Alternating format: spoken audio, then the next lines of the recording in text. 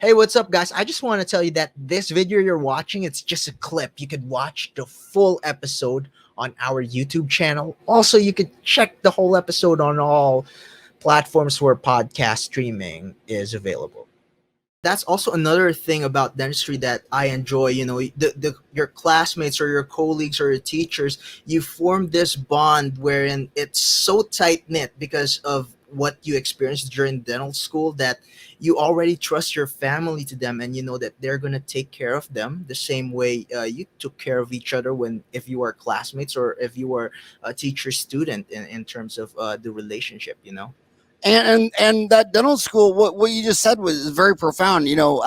I have, after 32 years of watching dentists, I think the dentists that are in group practice are happier. I mean, it's not very fun to go from, like, when I graduated dental school, there's 120 kids in the class, and for almost 500 in the whole school, and then you go and you're all alone. I only practiced alone for about 8 or 9 months before I got my first associate, because that doctor relationship is so fun.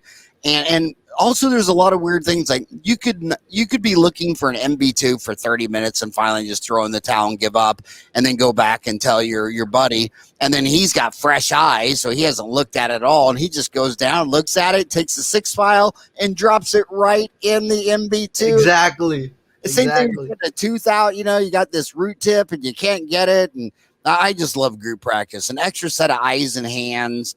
And then for second opinions, when I would what I would always do is second opinions. Now, you're a registered nurse. I mean, that's amazing, and that's a 4-year degree, just like a dental hygienist. I used to, it's all about trust, selling the invisible. So I always had the hygienist, when they took x-rays, to diagnose them as they're taking them, educate to the patient, get extra set of eyes and hands.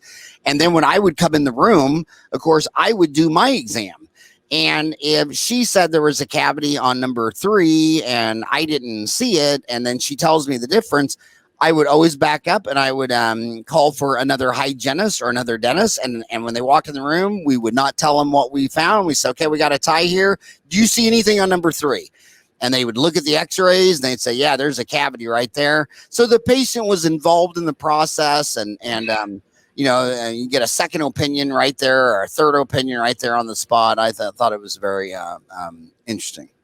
Yeah, definitely. Especially if the group practice or people you worked with during college, you kind of already know your strengths and weaknesses, and it's really fun. I'm currently doing a private practice in my clinic right now, but before the pandemic hit, I was doing group practice in other dental clinics. I was switching back and forth, and it's really nice if you get a second set of eyes to see things, because eye fatigue is real. Like, if you have continuous patients, sometimes you get to miss some stuff that you already see, and a set of fresh eyes is definitely helpful.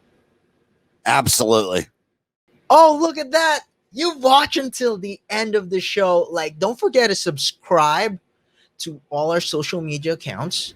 Also, don't forget to share it with your friends, and like, comment down below if you have thoughts regarding it. I'd love to read it.